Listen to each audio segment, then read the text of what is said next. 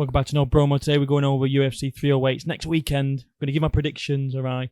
It's not going to be a in-depth breakdown of the card, alright? If you want that, go watch MMA Guru. He does a great job, alright? If you just want some predictions, some quick predictions, I'm your guy. That's what we're going to do today. We're not going to go into too much depth with it. Just what I think's going to happen, who I think's going to win, why I feel that way, alright?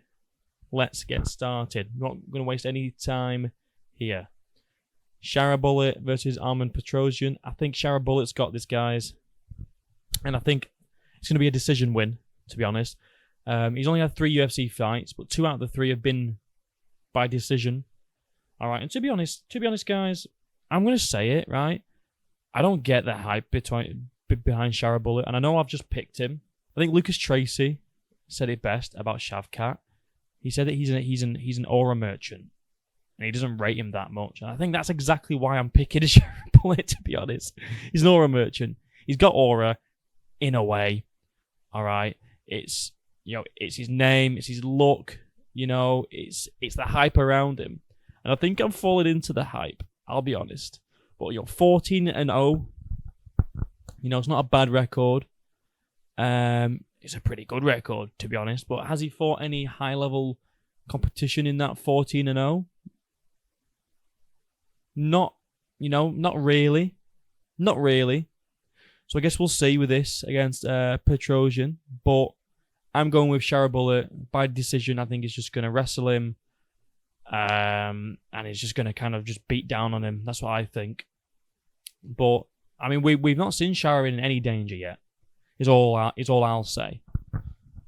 And I don't see him getting in any danger with this guy either. So yeah, I think Shar decision win.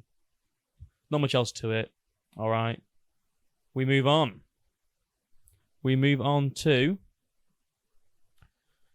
Ankalaev versus Rakic. Now I'm going to go with Ankalaev for this one. Again, I'm thinking decision win, guys. I'm thinking he's just going to smother him and just overwhelm him and just control him for a lot of this fight. Now Rakic looked very, very good against Jiri Prochazka, although he lost somehow. I don't know how he lost that fight because he rocked Jiri like fuck. I mean, Yuri's dangerous when he's rocked. Unless it's Alex Pereira, then he's not. But, good boy. But yeah, I mean, Rakic's coming off a 2-fight losing streak. Ankalaev's coming off, a win streak. All the confidence in the world is going to be on Ankalaev. Plus, he's in Abu Dhabi. It's like his backyard, pretty much. And I think if Rakic does want to beat him, it's going to have to be by stoppage. Because he's not getting a decision in Abu Dhabi against Ankalaev unless it's convincing. All right? So my initial thought is Ankalaev by decision. He went to a split decision draw with Blachowicz, who is, he's higher level than Rakic, and I know styles make fights and all that, blah, blah, blah. But I just feel like Ankalaev's going to get a decision win over this dude. He stopped Johnny Walker, but that's Johnny Walker, bro. He's a bit trash, isn't he? Let's be honest. So I'm going with Ankalaev by decision on Alexander Rakic on this one. That's about it. We're speeding through these guys. I told you, if you want an in-depth breakdown, go watch someone else, innit? I'm just giving you my thoughts, right? Now we got Lerone Murphy versus Danny Ige. Now, Danny Ige, I tell you what, bros. He looked good against bloody Lopez, didn't he? Now, I know Lopez, right? Lopez had a shit fight week for that fight, right? Because he had to make weight 3 times, what is it? Ortega pulled out last minute. They found a replacement. He had to fight Danny Ige. Didn't have a camp on Danny Ige at all. Had to make weight 3 times. But if you think about it, guys, Danny Ige didn't have a camp at all. Yeah, he was probably training, but he didn't have a fight camp. He got called up on the day. On the day, they called Danny Ige and said, "Will you come and fight Lopez?" And the dude said, "Yeah." And it was a pretty close fight. It was a pretty close fight, is all I'll say. But my gut's saying Lerone Murphy. My gut is saying Lerone Murphy. Now he's undefeated. You know, he's on a bit of a win. Well, obviously he's on a win streak because he's not lost yet. But I just think he gets it done, guys. I would love for Dan Ige to get it done, especially because after the Lopez fight, I'm a Dan Ige fan. All right, he's an absolute savage. Okay, but do I switch? No. I'm not going to do that. I think Lerone Murphy. I think it's going to be another decision, guys. I think this card's going to be very decision heavy. I'll be honest. I think it's going to be a lot of going to the judges' scorecards on this one, which isn't a problem as long as the fights are good. I've just got a feeling though. Call me a casual, but I've just got a feeling. I mean, to be fair, if I was any more casual, I would say knockout. But anyway, that's about it on that one. I've not got too many thoughts on it. I mean, if Lerone Murphy wins, he's higher ranked than Danny Ige. So does he go up the rankings? He probably doesn't move up in the rankings, but he might. He'll get a higher ranked opponent to then maybe move up. But I've not really thought too much about who he could fight if he wins. But we'll speak about that in the recap, maybe. Now this one, guys. Oh, I'm so torn. I don't know what to do. Hamzat's apparently not from any country, which is good. Guess he's disowned Sweden as his country. But yeah, this one, guys. You know what? Yeah. I'm actually feeling a Rob Whittaker win, and I'll tell you why. Before any of you guys come at me and go, Rob Whittaker's gonna get destroyed by Hamzat. What are you on about? Hear me out. Look at Hamzat's recent fights. Apart from the Kevin Holland one, which was just a complete fucking mismatch because Hamzat missed weight by like 9 pounds, which is fucking ridiculous. He's not disciplined. He's not the same guy that debuted that was fighting twice in the span of 10 days. He's not that guy anymore, bro. He's off making aftershaves and crypto coins and hanging out with dictators. That's all he cares about, bro. He's got enough money now. He's sold. Rob Whittaker's still in this fight, bro. He still wants to be in that title picture. He's hungry for it. He's hungrier than Hamzat, bro. I know hunger doesn't always win fights, but you look at Rob Whittaker's resume compared to, and I know he's been around a lot longer than Hamzat Chimaev, but Hamzat Chimaev could have been fighting a lot more than what he has been, and he just hasn't been doing it. So his resume is down to him and him alone because he's not been fighting anyone. He's been pulling, he's been pulling out of fights. He was supposed to fight Costa at one point, I swear. That didn't happen. He was supposed to fight Rob Whittaker earlier on. It didn't happen, And the people that he has fought, like the actual, like high-ranked, high-level guys, such as Gilbert Burns and Usman, they were close fights, bro. They were very close fights. And Usman, short notice Usman moving up a weight class to fight you. You should be getting that dude out of there, bro. You should be getting him out of there. Not going to the judges' scorecards. Short notice Usman moving up a weight class. He would not have been in the best, the best physical shape for that fight, Hamzat. You should have got him out of there. It was too close. I thought Usman could have easily got that decision.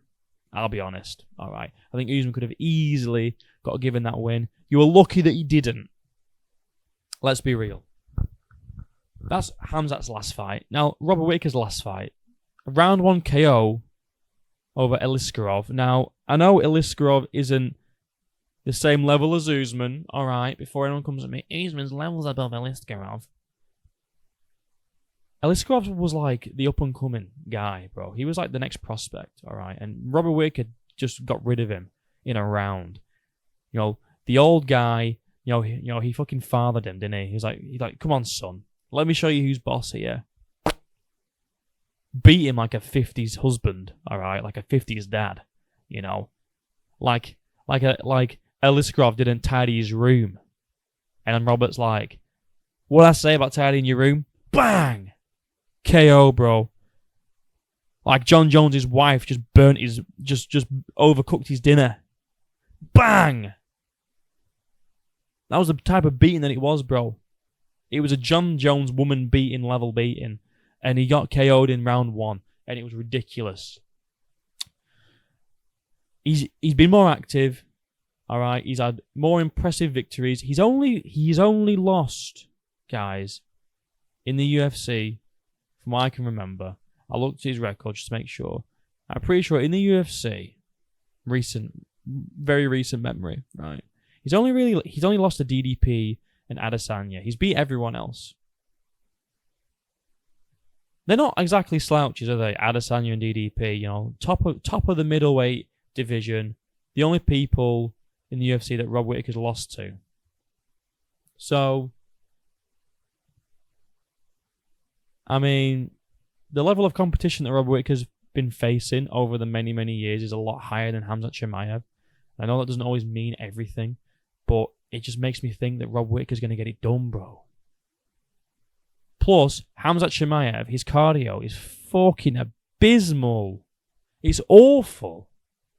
He gets gassed, bro, after the first round. If you get past the first round with Khamzat Chimaev, you're good. It's either going to be Khamzat Chimaev finishing Robert Whittaker in round 1, or it's going to be 29-28 Rob Whittaker winning rounds 2 and 3. That's my prediction. Because once you get Khamzat out of round 1, he's fucked. Yes, he's won all of his fights, but let's be honest, the Gilbert Burns one, extremely close. Usman fight, extremely close. Could have gone either way on those. And the common theme was, after round 1, Khamzat's fucked, bro. So I think Rob Whittaker's going to get it done by decision. He's going to, 29-28, he's going to get rounds 2 and 3, or Khamzat's going to finish him in round 1. They're the only two options, but I'm going to stick with Rob Whittaker winning by decision. That's what I think. Now, boys, the main event of the evening. Ilia Topuria versus Max Holloway. Now I'm just going to get it out the way. Ilia Topuria is going to be the first person to KO Max Holloway, or TKO him even, in the UFC in round 4. Now, let me just go over why I think this. What I think is going to happen is, right, first round, it's going to be a feeling out process for both of them. Ilia's going to be taking his time.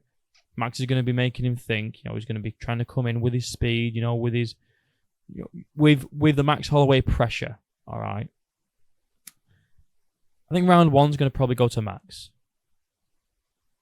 Because Ilia's going to be figuring him out. Trying to get his timings down. Round 1 might not be too interesting unless they do that first 10-second slugfest, which I don't think is going to happen. By the way, it's a cool little challenge to put out there. But I don't think it's going to happen. I don't think Ilia is going to want to really do that and risk his title. But if he does, fair play. If that does happen, this prediction might just go way off. I'll be honest, but I don't think it happens. So I'm predicting it off the basis that first 10-second exchange does not happen. All right. I think Max wins round 1. Round 2, Ilia is going to be landing more. All right, he's going to be feeling himself. He's going to, get into his little flow state a little bit, He's going to be landing on Max's chin a lot. And Max's chin's good, but it's not going to hold up for the whole fight, all right? I think when round 3 comes, so that round 2 is going to be a Topuria round. I think when round 3 comes around, Ilia's going to be landing on Max a lot more because he's boxing, his technique. Let's be honest, guys. It's a little bit better than Max Holloway. Now, Max Holloway is a great boxer. He's a great boxer. And yes, he knocked out Justin Gaethje. But Justin Gaethje, he's not on the same level, boxing-wise, as Ilia Topuria. Not at this stage of his career anyway, bro. Justin Gaethje comes in with wild hooks, overhands. Everything Gaethje throws, he wants to hurt you with. Topuria is more calculated. He's more technical. I don't think he's going to get into a slugfest with Max Holloway. He's not stupid. Gaethje is, though. He's got CT like fuck. Come on. So I think round 3, Ilia's going to be piecing him up a lot more. I think he's going to rock him nearer to the end of round 3. And then round 4 is going to come in, and Ilia's going to drop him at some point and just TKO him. I don't think he's going to knock him out cold, but I think he's definitely going to TKO him in round 4. That's my prediction. Again, could be way off. I could be way off. You know, Max is going to get some good shots in there. He isn't just going to go in and get absolutely fucking pummeled. I think he's going to be throwing back, but I think Ilia is going to be landing a lot more. I think a lot of Max's shots might miss. Again, could be wrong. That's just my thoughts, all right? Round 4, TKO by Ilia Topuria. So let's just go over who I've got. It's everyone on the left-hand side, really. All of them are the favourites apart from Rob Whittaker. I've got Shar, I've got Ankalaev, I've got Murphy, I've got Rob, and I've got Ilia Topuria by knockout, all right? That's my predictions. Again, not a super in-depth breakdown. I don't do that type of shit because I don't like to pretend like I'm an absolute guru when I'm not. I'm just some guy that enjoys watching UFC. All right. So if you're like me, just a regular fan, enjoys watching UFC, be sure to like and subscribe for more content. All right. I've got some interesting videos coming out. This week. I've got one about Conor McGregor coming out, how he's finished, he's done, he's never coming back. And then I've got a little, predicting every champ versus champ matchup, which I think is going to be quite fun. All right. So like I say, guys, like and subscribe. And until next time, I'll see you in a bit.